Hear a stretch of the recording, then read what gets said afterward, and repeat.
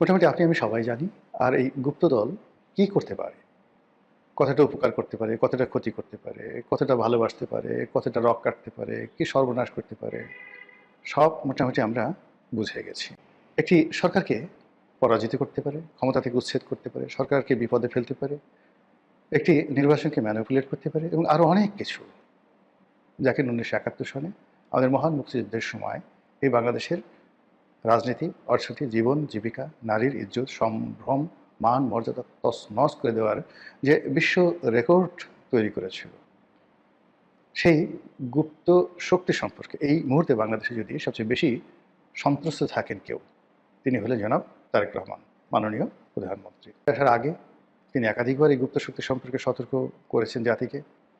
তিনি তন্ন তন্ন করে খোঁজার চেষ্টা করেছেন যে তার আশেপাশে কারা কারা গুপ্ত শক্তি আছে, এবং তিনি জানেন, খুব ভালো করে জানেন যে তার একেবারে কিচেন ক্যাবিনেট থেকে শুরু করে তার মন্ত্রিপরিষদ, তার সংসদ, তার পারিষদ, সব জায়গাতেই গিজ গিজ গিজ গিজ করছে গুপ্ত শক্তি। বিএনপির একজন অন্যতম বুদ্ধিজীবী সিনিয়র সাংবাদিক এম এ আজিজ টেলিভিশন টক শোতে প্রায়ই তিনি আমার সঙ্গে থাকেন এবং অত্যন্ত জনপ্রিয় বক্তা। তিনি বেশ স্পষ্ট করে বলেছেন যে তার সন্দেহ এবং তার ভয়, তার আতঙ্ক যে বিএনপির মধ্যে কম করে হলেও 20% গুপ্ত শিবির আছে। আল্লাহ ভালো জানেন।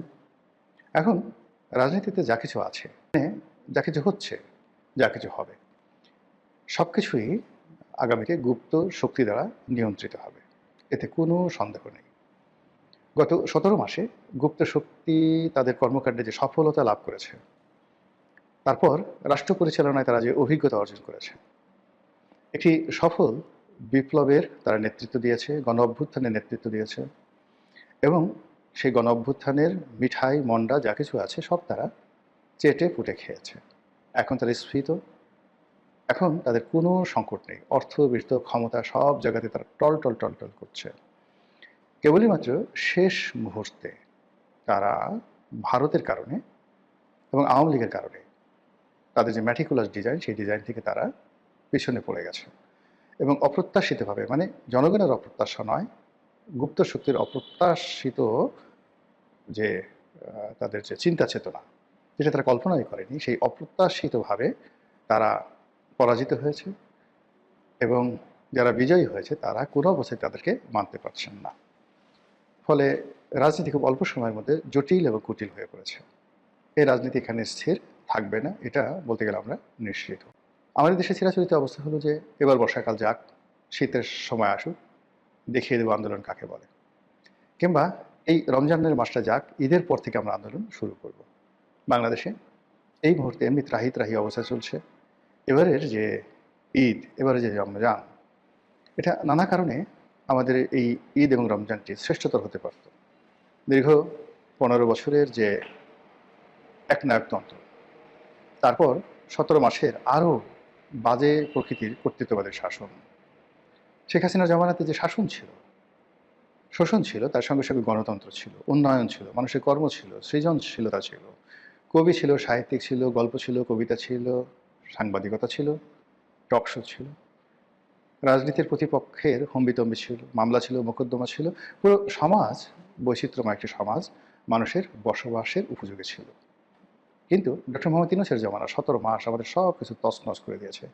চারিদিকে শুধু মব আর মব, চারিদিকে শুধু মিথ্যা কথা আর মিথ্যা কথা, চারিদিকে শুধু গালগপ্প গালগপ্প, এটা হচ্ছে ওটা হচ্ছে, এই পৃথিবী থেকে সব মানুষ বাংলাদেশে চলে আসবে, আজ আমেরিকা হয়ে যাবে, পোর্ট দিয়ে দেবো, দেশ দিয়ে দেবো, সেন্ট মার্টিন দিয়ে দেবো, ইত্যাদি ইত্যাদি নানা রকম কথাবার্তা। তার সঙ্গে সঙ্গে আজ রোহিঙ্গারা চলে যাবে, কাল রোহিঙ্গারা চলে যাবে, রোহিঙ্গারা গিয়ে ঈদ করবে আগামী বছর সেই তাদের নিজ দেশে, সকল খাজুরি আলাপ শুনতে শুনতে আমাদের কান যখন ঝালাপালা হচ্ছিল, আমাদের শিল্প কলকারখানা যখন বন্ধ হয়ে যাচ্ছিল, আমাদের বেকার সমস্যা যখন তুঙ্গে, আমরা রাষ্ট্র হিসেবে যখন প্রায় দেউলিয়ার পর্যায়ে চলে যাচ্ছিলাম, ঠিক সেই সময়টিতে একটি গণতান্ত্রিক নির্বাচন হলো এবং সেই নির্বাচনে বাংলাদেশের বৃহত্তম এবং জনপ্রিয়তম দল বিএনপি ক্ষমতা এলো। তারেক রহমান সাহেব প্রত্যাশিতভাবে প্রধানমন্ত্রী হলেন।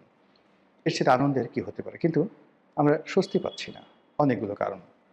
প্রথম কারণ হলো যে এই মুহূর্তে দুটো নতুন যুদ্ধ, আফগানিস্তান এবং পাকিস্তানের যুদ্ধ, এবং আমাদের বাংলাদেশের রাজনীতিতে গত 17 মাসে পাকিস্তান এবং আফগানিস্তানের যে প্রভুত্ব, তাদের যে আধিপত্য, তাদের যে রাজনৈতিক মতাদর্শ যেভাবে আমাদের সমাজে বিস্তার লাভ করছে, এখানে যেটাকে বলা হয় কনফ্রন্টেশন, এটি ইসলামিক কনফ্রন্টেশন এটি আমাদের জন্য রীতিমতো গোদের উপর বিস্ফোরা হয়ে দাঁড়িয়েছে।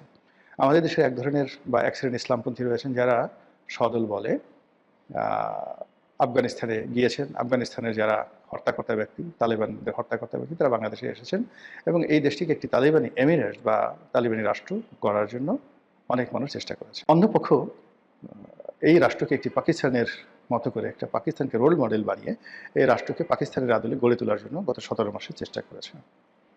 এর বাইরে আরেকটি পক্ষ যারা এটাকে আমেরিকা বানাতে চেয়েছে, আবার আরেকটি পক্ষ এটিকে একটি Yunus land, the land of Yunus এরকম তৈরি করার চেষ্টা করেছে। কিন্তু কোনোটার সফলতা আমরা পাইনি, বরং প্রতিটি কাজ করতে গিয়ে রাষ্ট্রের অর্থ গেছে, ক্ষমতা গেছে, বিত্ত গেছে, বৈভব গেছে, সব কিছু তছনছ হয়ে গেছে। এবং এগুলো হওয়ার পর যখন নতুন সরকার এলো তখনই আফগানিস্তান পাকিস্তানের যে যুদ্ধ সেটা শুরু হলো। তো আফগান এবং পাকিস্তানের যে যুদ্ধ, সেই যুদ্ধের প্রেক্ষিতে আমাদের দেশে যারা অতি উৎসাহী যে সকল ইসলামপন্থী রয়েছেন, পাকিস্তানপন্থী রয়েছেন, আফগানপন্থী রয়েছেন, তাদের মধ্যে নিঃসন্দেহে কোলাকুলি হবে না, তাদের মধ্যে চুমোচুমি হবে না, তাদের মধ্যে মোশাহাবা হবে না, তাদের মধ্যে বিয়ে শাদী হবে না।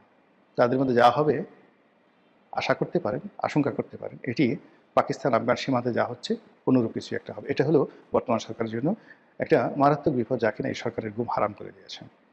দ্বিতীয় সমস্যা হলো এই মুহূর্তে ইরান এবং আমেরিকার যুদ্ধ চলছে এবং এই যুদ্ধের ফলে আমাদের বৈদেশিক বাণিজ্য, আমাদের ফরেন রিজার্ভ, আমাদের যে ফুয়েল সিকিউরিটি, জ্বালানি নিরাপত্তা, তারপর মধ্যপ্রাচ্যে আমাদের যে শ্রমশক্তি রপ্তানি এবং রেমিটেন্স প্রবাহ, সব কিছু ঝুঁকির মধ্যে পড়েছে।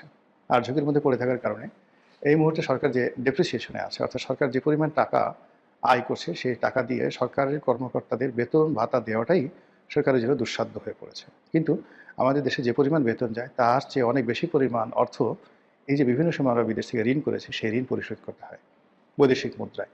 তো বৈদেশিক মুদ্রা সেই ঋণ পরিশোধ করার জন্য ফরেন রেমিটেন্স লাগবে, এক্সপোর্ট লাগবে। ফরেন রেমিটেন্স এবং এক্সপোর্ট এই মুহূর্তে দুটোই বিপদের মধ্যে পড়েছে। অন্যদিকে সরকার মুদ্রা ছাপিয়ে দেশে মুদ্রাস্ফীতি বাড়িয়ে দিয়েছে। সরকারি হিসেবে, আমাদের হিসাব না, রাষ্ট্রীয় হিসেবে শেখ হাসিনা যখন এই দেশ ত্যাগ করেন তখন 100 টাকার যে মূল্য ছিল এটি কমতে কমতে এখন 46 টাকা হয়েছে, অর্থাৎ 54 টাকা নেই ইউনূসের জমানার জাদুতে। আর তারেক সাহেবের জমানাতে যদি আবার আরেক দফা মুদ্রাস্ফীতি ঘটে তাহলে এই টাকার মান যদি 25 টাকায় নেমে আসে তাহলে বুঝতে পারেন যে আমি কোথায় চলে যাব। বস্তা বস্তা টাকা নিয়ে আপনাকে বাজারে যেতে হবে। ইলিশ মাছ শেখ হাসিনা যখন ছিলেন তখন 1600 টাকা কেজি ছিল, এখন সেই ইলিশ মাছের কেজি 4000 টাকা। বোঝার চেষ্টা করেন যে ইলিশ মাছের গন্ধ শুকে আপনাকে সময় পার করতে হবে। এছাড়া আরও যে সকল জিনিসপত্র, নিত্য প্রয়োজনীয় জিনিসপত্র, সকলের দাম মারাত্মকভাবে বেড়ে গেছে। 70 টাকা ছিল বেসনের মূল্য, বেসন যেটা দিয়ে আপনার পেঁয়াজু, বেগুনি, হালিম যে বানান আর কি, বুটের ডাল, এগুলো এই কয়দিন আগে কিনলাম, দেখা গেল যে 120 টাকা না 30 টাকার দাম পার কেজি বেড়েছে। এইভাবে নিত্য প্রয়োজনীয় দ্রব্যের দাম, চাল, ডাল, আটা, ময়দার কথা না হয় বাদে দিলাম।